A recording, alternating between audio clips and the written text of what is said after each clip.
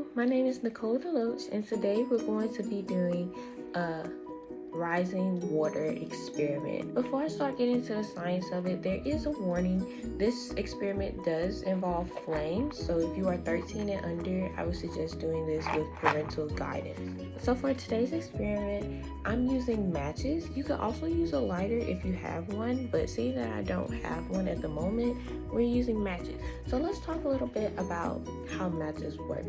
Here you have your matchstick, which, as you can tell, there's a wooden part, which is the part that you hold, and a red part. This red part is made up of phosphorus sulfide, which is only produced through red phosphorus. And what happens is you run this matchstick, which contains phosphorus sulfide at the top, alongside this part, which also contains phosphorus sulfide. You rub them together and it ignites a flame. When the matchstick makes contact with the candle, the oxygen in the candle produce carbon dioxide and water. Carbon dioxide is a colorless gas that is denser than the air that we breathe, which is very important to know for this experiment. After your candle has been ignited, you're going to take your candle and place it on your plate of water. As you can see right here, you place it kind of in the center of your plate of water.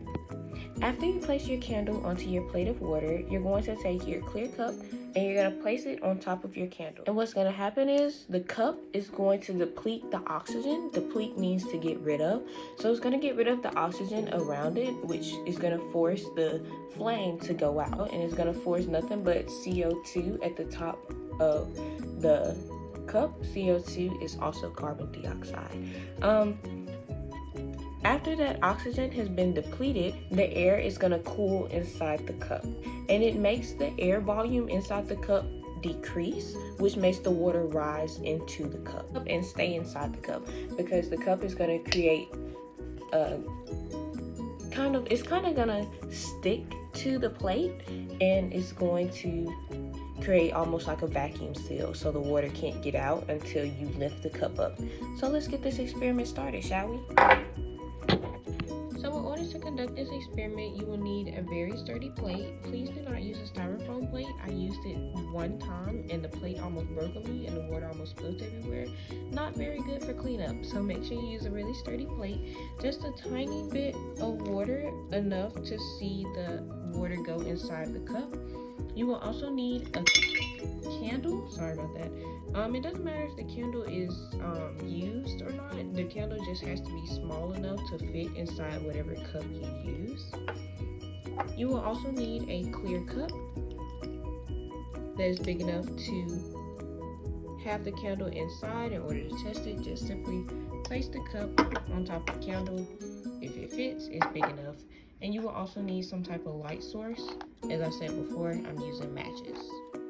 Just a pre-warning, prior to showing you all the experiment, I do have to light the candle off camera, but yeah, we'll be right back.